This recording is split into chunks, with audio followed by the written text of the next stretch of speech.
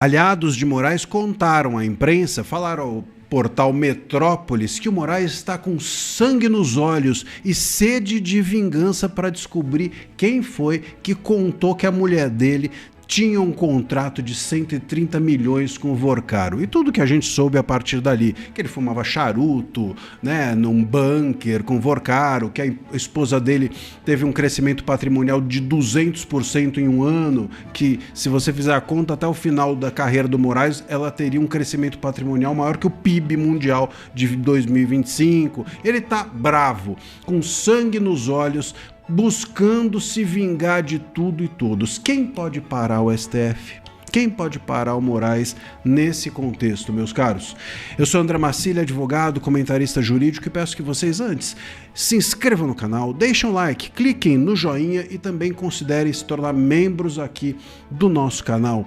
Bom, o Moraes, ele instaurou um regime de terror no Brasil. Ele está fazendo agora o que ele já fez em 2019, só que a imprensa estava induzida por dinheiro público no seu coma, um coma induzido por grana do Estado, um coma induzido por dinheiro público, e não deu bola. Na verdade, a imprensa não deu bola, seja por isso, seja porque a partir de 2019 o STF começou a atacar a política. Enquanto atacaram a política, os bolsonaristas, a imprensa achou ótimo. Agora o que Moraes está fazendo é o que viciaram o Moraes a fazer, que é atacar os seus adversários usando toda a sua força.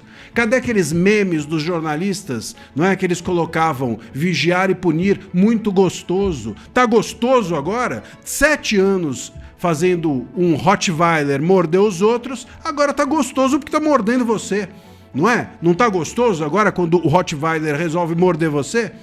Cadê aquele meme lá? Muito gostoso, vigiar e punir. Lembram-se desse meme? Olha, esse regime de terror, o Moraes está repetindo, é um repeteco do que ele fez e sempre fez. E agora, no entanto, a imprensa está preocupada, claro, porque agora a coisa não envolve só política, envolve corrupção, envolve dinheiro, envolve destruir o Estado, porque o Moraes, para descobrir ou para fazer aquilo que ele quer, esse sangue nos olhos, ele já tinha muito sangue nas mãos, não é?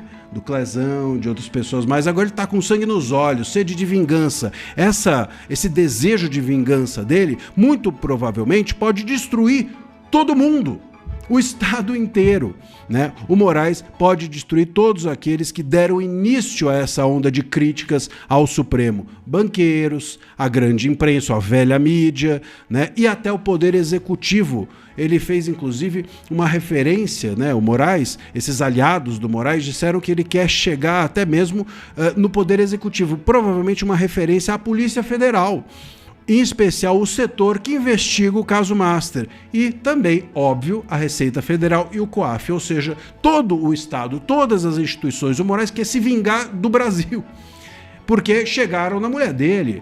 Opa, comigo ninguém mexe, mexeram com o ditador. Vocês percebem o lugar em que a gente está? Agora é que a imprensa entendeu, depois de 7 anos. Agora é que talvez o Congresso esteja entendendo, depois de 7 anos de subserviência do Hugo Mota e do Alcolumbre a essas figurinhas lamentáveis que estão dentro do STF. Agora ele é um monstro imparável e certamente, eu já disse isso no vídeo anterior, não está sozinho. Não está sozinho, não é só ele o Toffoli, é mais gente que está nesse bonde, tá? Tem lá, provavelmente, junto com eles, Gilmar, Dino, essa Zanin, essa turma toda, a turminha. Bom, muito bem. E quem vai parar agora essa turminha? Ou dentro dessa turminha, se o Moraes despirocou, quem vai parar o Moraes? Quem dentro dessa turminha é capaz de segurar a onda do Moraes? Se ele está, inclusive, atirando contra os seus próprios colegas, com possíveis dossiês, investigando tudo e todos. Sabe-se lá se não está investigando, inclusive, os colegas. Quem vai parar? O Congresso? Um Congresso que eles desmantelaram? O povo que está com medo de ir para as ruas, a polícia que está sendo investigada, quem vai parar o Moraes? Bom, o Brasil está perdido, entregue à completa loucura do Moraes, loucura que nós todos, né, aqui criticamos há 7 anos e que boa parte da imprensa e do Congresso aplaudiram a loucura. Agora aguenta. O ministro Moraes está reclamando do vazamento de dados dele, dos ministros e de seus familiares. Mas a resposta dele a isso é a truculência de uma investigação sigilosa e ilegal. É a truculência da abertura de uma investigação sem ninguém pedir e sem que a gente saiba qual o fundamento legal ou mesmo quais são os fatos que levaram a eles investigarem esses servidores da Receita Federal. E agora, para completar o absurdo, o site do STF, provavelmente a mando do Moraes, divulgou na sua página principal o nome dos servidores que estão sendo investigados e quais foram as medidas tomadas contra eles de tornozeleira, isso, aquilo. Eu, óbvio, não vou aqui dizer quais são esses nomes, porque o objetivo do Moraes é constranger e intimidar esses servidores. É completamente absurdo pensar que tudo nessa investigação do Moraes contra esses servidores esteja sob sigilo. Que ninguém saiba a razão jurídica dessa investigação, mas que o nome deles está agora estampado para qualquer um que queira ver na página principal do STF. O Moraes, inclusive, usando o STF para intimidar servidores públicos. É um negócio que é de uma baixeza, inclusive, impressionante. O que o Moraes quer? Se vingar desses servidores? Vocês vazaram, agora eu vou vazar o nome de vocês? Moraes, é o seu nome que está na berlinda. Esses servidores é capaz de ainda saírem aclamados aí como heróis. Muito bem. O Moraes agora então está querendo vazar, né? Vazou o nome dos servidores, como eu mencionei, para a imprensa, no site do STF, sujeitando esses servidores à humilhação pública. Eu queria deixar uma pergunta aqui para o Moraes, né? O STF vai divulgar uma nota de defesa dos servidores depois né? Porque, enfim, não era, as autoridades não estavam sendo atacadas? Quando a imprensa divulgava fatos sobre os ministros, sobre os servidores, sobre as instituições, essas pessoas não atacavam as instituições e a democracia? O STF agora vai divulgar, a presidência do STF vai divulgar, Fachin, hein, Fraquim? Vai divulgar aí uma nota em defesa desses servidores que vocês na página do STF estão expondo? Vocês vão divulgar uma nota contra vocês mesmos? Ou não? Ou quando há uma crítica a certos servidores que estão na turma de vocês, é ataque à democracia, e quando esses servidores são os que eventualmente divulgaram algo sobre vocês, aí esses servidores merecem ser expostos e humilhados e tudo bem. O que o Moraes está fazendo é intimidação pública de qualquer pessoa, e não apenas desses servidores, mas de qualquer pessoa que queira denunciar a ilegalidade dos crimes dos ministros. Agora, a gente tem que aguentar ainda esse jogo baixo promovido pelo próprio STF. A nota já coloca, né, essa exposição já coloca como narrativa oficial que os vazamentos foram para jogar suspeitas sobre a corte. Agora essa é a nova forma de lidar com... Antes era ataque à democracia, agora é suspeitas contra a corte. Ou seja, eles já têm a conclusão, já que são suspeitas contra a corte, eles já concluíram antes mesmo de começar a investigar, né, qual vai ser o veredito sobre o que fizeram ou eventualmente fizeram esses servidores. E mais, 3 servidores já foram demitidos pela Receita sem nenhuma chance de defesa. Nenhuma chance. Apenas pela suspeita de estarem contra a corte. É o estado de exceção completo que Moraes utiliza para intimidar o Brasil inteiro. Ministros do STF estão com medo do Moraes. Saíram à imprensa, ao Metrópolis, ao Globo. Ministros foram reservadamente dizer, mas eu vou te contar quem provavelmente são esses ministros que estão com medo. Ou pelo menos quem são os que não estão com medo. Mas eles foram à imprensa dizer que estão com medo do Moraes. Com medo do Moraes ter feito um dossiê contra todos os ministros. Do Moraes está investigando e grampeando os seus colegas. A coisa é bastante séria. Muito bem. Os ministros, eles foram à imprensa, né, disseram ao Igor Gadelha do Metrópolis que o inquérito do Moraes contra a Receita Federal é ilegal, que só poderia ter sido aberto pelo presidente Fachin, que deveria estar na primeira instância. Aquilo que nós todos, que temos 2 neurônios e não somos malandros, estamos dizendo. Porque quem está dizendo o contrário, ou é capacho do Moraes, ou é cúmplice, ou é burro. São essas únicas 3 opções. Muito bem. E esses ministros disseram que isso seria ilegal e também que estão com medo de estarem sendo grampeados pelo Moraes. No Lauro Jardim, os ministros chegaram a dizer que estão apavorados com a possibilidade de que Moraes tenha feito um dossiê sobre todos eles. Bom, nós chegamos nesse momento do absurdo em que os ministros do STF dizem abertamente na imprensa que estão com medo de serem monitorados e grampeados pelo Moraes. Se isso não é um ditador, o que é? Agora, ministros, só agora vocês perceberam, só agora que vocês entenderam onde que essa permissividade em relação ao Moraes chegaria?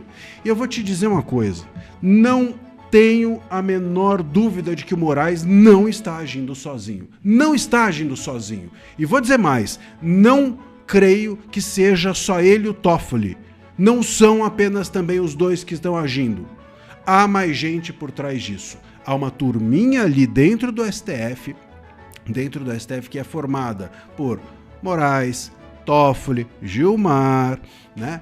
E que tem ali Dino, tem ali Zanin, a Carmen Lúcia é um membro honorário, você entendeu? Então os ministros que estão com medo provavelmente não são os ministros dessa ala. Ou será que o Moraes está criando fogo amigo para sua própria turminha? Porque se ele está criando fogo amigo para sua própria turminha, é porque ele está se sentindo ameaçado por alguém de dentro desse núcleo desses nomes que eu acabei de mencionar. E se ele está se sentindo ameaçado por esse núcleo, é porque talvez algumas dessas revelações, ou desses dados, ou desses dossiês e relatórios contra o Moraes podem ter partido de dentro desses núcleos, desses nomes que eu mencionei. Então será que a gente tem uma ala com medo da outra?